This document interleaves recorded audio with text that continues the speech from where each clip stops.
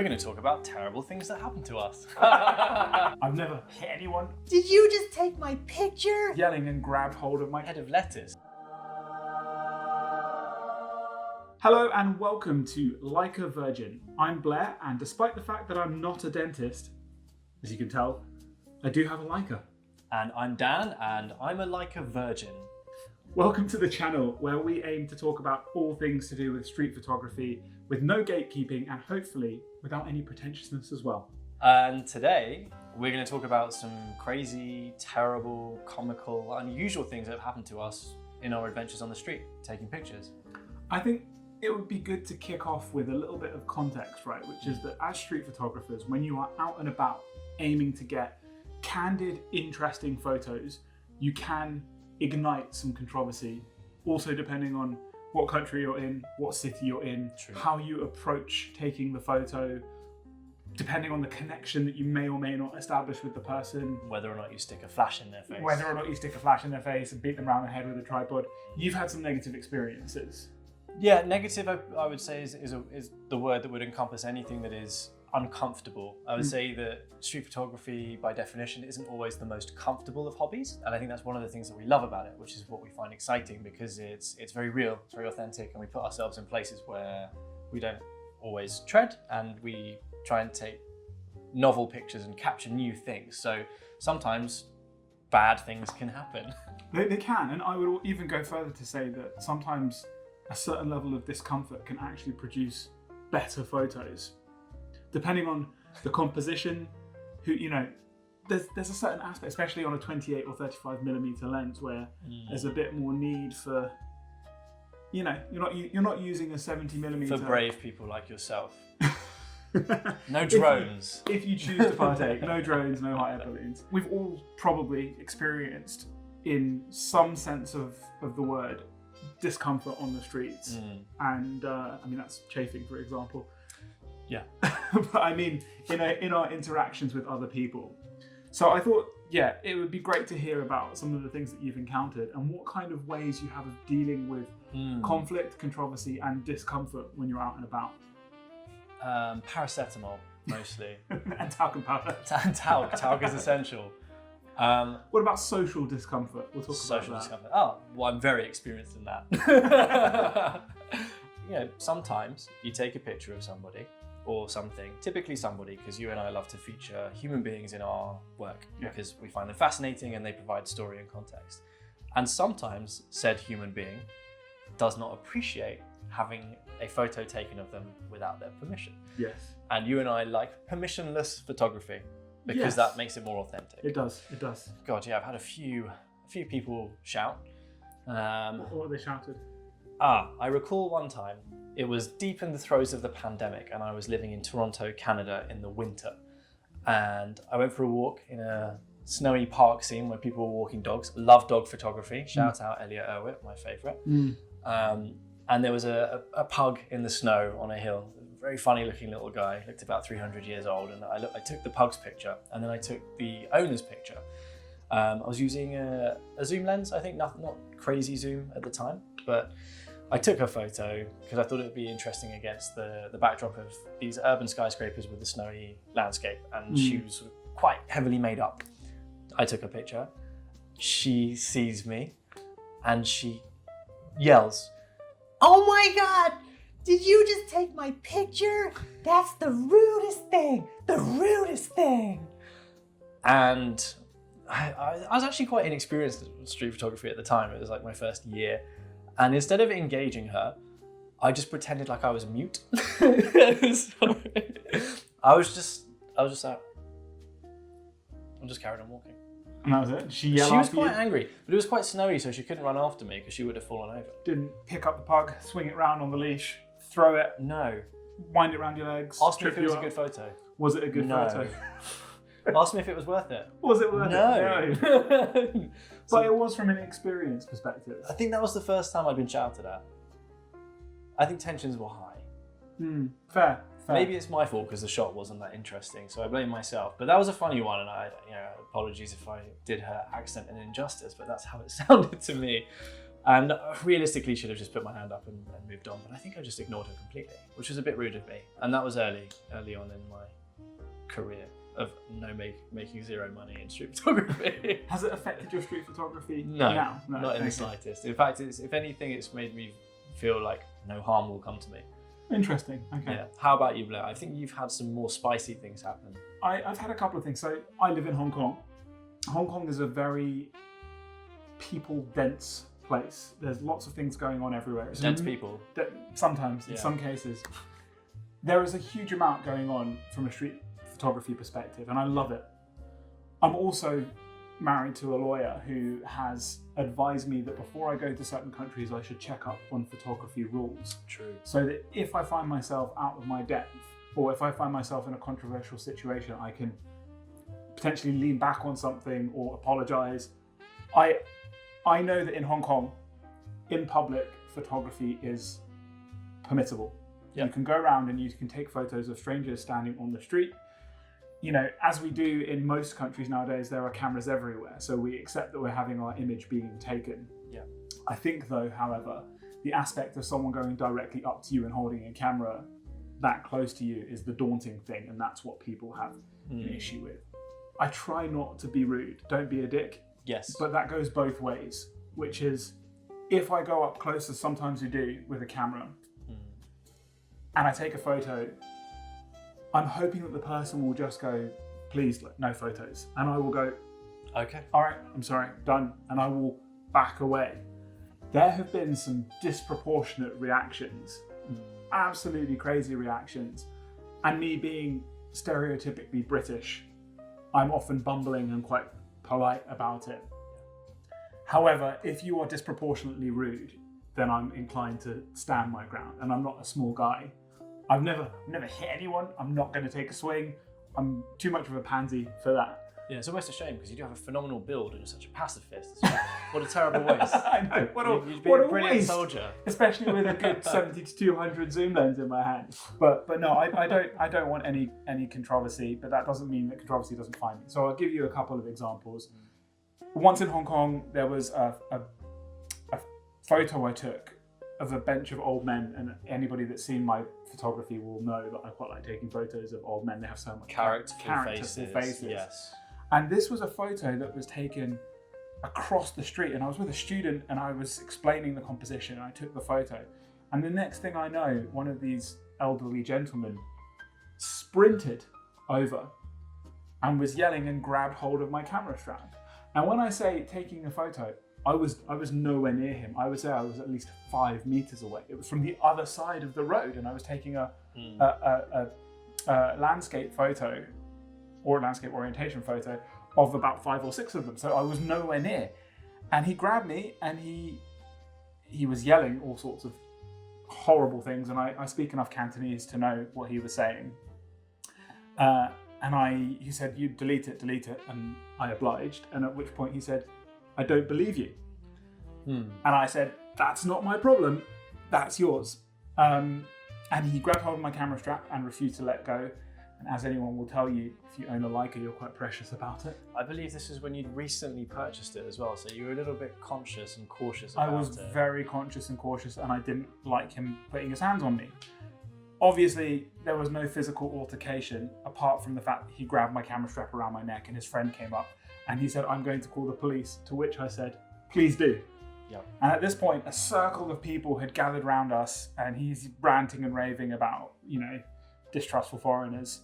And the police come along and I said to them, well, look, I said, I'm just here taking some photos. I know what the law is. I'm entitled to take photos in public. Yeah. And the police looked at me and said, you are absolutely right. We'll have a word with him. And they did. Yeah.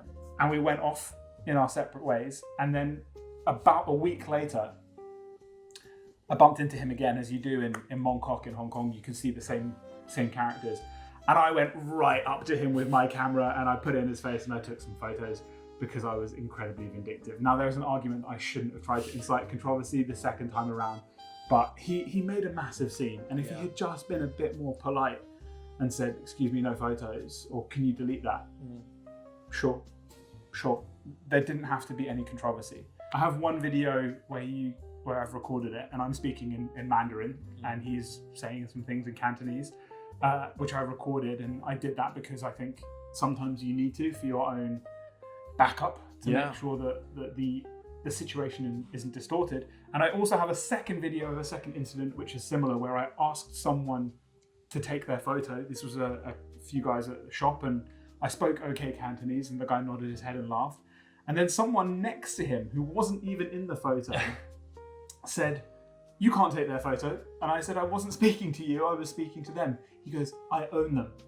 I said, "Excuse me?" Excuse you. And then he said, "I am Hei Shi Hui," which in Mandarin is like a triad, which you can't say in Hong Kong. That's illegal to say that you're part of a triad. Okay. And I was like, "Good for you." Bye. Great. And then he tried to grab my camera, and I went around the corner and called the police and said, "I've just been threatened by someone." Did you? Yeah. They said, "Do you need immediate help?" And I said, "Nah, I think it's okay." And I walked off. My point is that, like I said, there are two ways of doing this. You can do it the nice way or the not so nice way. And the not so nice way is more likely to provoke a reaction from me where I'm like, this person is rude and horrible. People can get to the same conclusion by just being nice and saying, "Excuse me, please don't take my photo." And I respect that so much more. For sure. I think the lesson there is, when danger is evident, take a step back and protect yourself by avoiding conflict. You're absolutely right. And I don't think that any of our viewers should go looking for conflict. No. Despite some people's opinion that maybe you could get a great photograph from inviting anger or an extreme emotion that might be a wonderful, interesting picture that could cost you dearly if you go a step too far. So my rule and my advice to everyone is, don't be rude, don't be a dick, but that goes both ways. So be gracious as someone who's being photographed, and assume the best of intentions from someone rather than the worst. Exactly. What else do you have in your backlog of controversies on the street? I once had a woman throw a head of lettuce at me. Oh. Yeah, Pac-Man. I just had lunch, so I wasn't really feeling it. Plus, also, like, vegetables by themselves, who wants it? You know, Brussels sprouts when fried up with bacon taste pretty good by themselves. Didn't throw that at you, unfortunately. Yeah, I was in La Paz in Bolivia, walking through a market, and I think there was like a kid with like a funny hat, and it was like a fruit market, so it was all amazing colours and all sorts of fruits, and all these women in traditional, like old style Bolivian dress. So I went to take the picture, and she just must have seen me really quickly. I was using my phone at the time, which it's a crime. Don't worry about it. We'll talk about this another time. Yeah. And the next thing I know, I've got a flash of green going past the left side of my head because it just missed. And I've actually got the picture. I can probably dig it out somewhere, of this woman with this angry face, with like a hand sort of in the air with the lettuce mid-throw, which is amazing. I think wasteful of vegetables, we disrespect vegetables sometimes, shouldn't do that. No, you shouldn't, 100%. Yeah. Oh, It was a weird time. so what are some of your rules? I think, and we can speak about this further, but what's the ways that you potentially get close?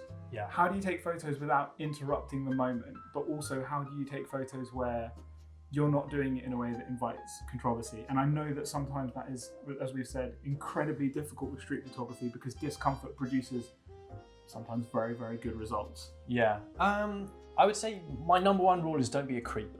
So Did you just steal my "don't be a dick" rule and change no. it to creep? Yes.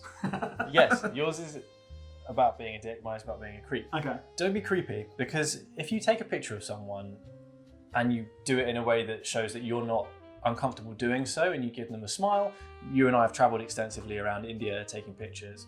If you pop them a namaste, just to show that there's a respect, that you acknowledge them as a person, and that you mean no harm, they'll typically give you a smile or a little head wiggle of acknowledgement, which is a wonderful thing, because actually I think India is a wonderful place where people are very open to having their picture taken. Yes. Unlike other countries, which we'll talk about another time as well. And yeah, I think as long as you approach, more or less directly without freaking them out, don't hide in the shadows, don't make it seem like you're doing something that you don't believe in, because they might buy into that thought too, and they'll think you're up to something weird. Yeah, fair. I feel like the difference between creep and dick is creep is like a bit surreptitious, whereas dick is a bit more head on. So one of them is more like subversive, and the other one's more active. Exactly. Okay. Exactly. Yeah. I'm going to say, so I have a couple of methods that I've taught to people as well, which sometimes gets great reception, sometimes people don't like.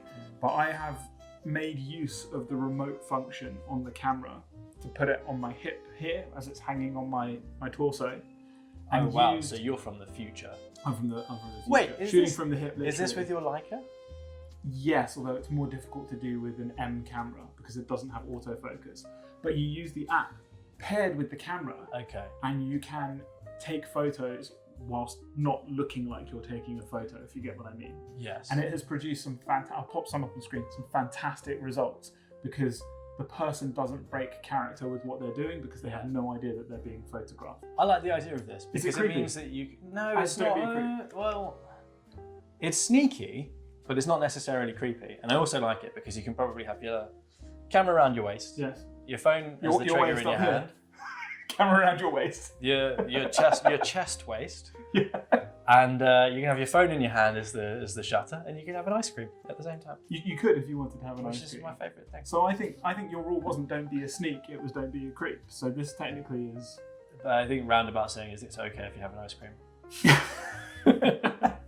It's it's a Difficult though. That's a tough one to pull off. potential way of I'm going to talk about a positive experience Sure. that I've had just to flip things, and this is one of the really, really weird examples. And Hong Kong is a small place, but I went to Saigon, which is an area in Hong Kong that is renowned for having a very windy highway road that weaves through the buildings, and a lot of people go there.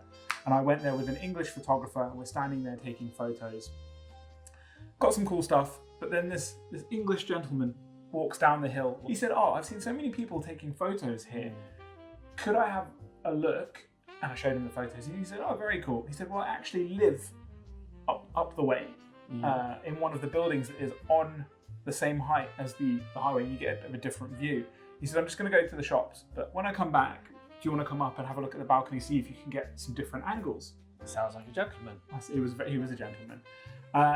Anyway, long story short, went up, got the photos. At the end of the photo, he goes, "Are you Blair by any chance?" I said, "Yes." He said, "I think that a friend a few years ago tried to introduce us on WeChat, and we never really got in touch with one another." Wow. And sure enough, I opened up WeChat and I went to my university friend and scrolled back, and she was like, "By the way, there's a guy that's moving to Hong Kong. His name's Dan. Not this Dan. You should get in touch with him." Yeah. And I went, "Yep, absolutely," and then didn't. And, Life gets in the way sometimes, but doesn't it? he found me, and I just think that's an amazing story of like completely in the middle of nowhere with this person who had no idea who I was initially, And invited you into the home. That's quite something. it was a nice story. It was a nice story. I have a tangential story, Go I for it. suppose, and it's not about taking pictures, it's about publishing them. So in my time taking pictures of people on the street, I typically don't ask for their permission because obviously we observe the rule of law, which is in public spaces in most countries, and I'm talking about the UK here, you are allowed to take someone's picture and publish it without their permission because you're in a public space, and I'm not benefiting in any way. I get maybe 6 likes on the image, but that's a bit of dough for me, nothing else. But a couple of times I've had people DM me saying, "I've just seen this picture, this is me, or this is my friend. This is a great picture, will you please send me the large file version?" Of You which, say, "Yes, that'll be £200, please." no, should have done that. Could have bought a Leica. One particular person, I took a picture of a guy in Camden Market in London, which is a place with lots of colourful characters, shall we say, and a rich tapestry of humanity. And I got a message from this guy saying, "This is a picture of me. How dare you take this? Delete it immediately." So I blocked him. I just blocked him. I liked the picture. It was a good picture. He was in a public place. Had a very interesting face. I could have exercised a bit of discretion and deleted it, but I didn't want to You know what? I'm Yeah. thinking that there is a future episode here Yeah. where I get my wife on who could talk through the legal aspects of street photography in different countries, Yeah. including what to do in a situation like that. Because there's a lot of complicated, you know, where you publish it, did you get permission, is this his right, is this, do you know what I mean? Yeah, it's But not like I have a lot of followers. But to the gentleman whose picture I took, if you see this video, I like the picture. I'm sorry. You want to wrap up this episode? I mean, I guess everyone's going to have stories about highs and lows of street photography and interacting with strangers. You know, you get all types in all places, and you know, conduct yourself as you would wish to have others behave around you. We look forward to hearing your stories in the comments. Thank you, and if you do like this video and want to receive more updates from Like a Virgin, then please do follow the channel, forward to whoever you think might find it interesting, and we'll see you in the next episode.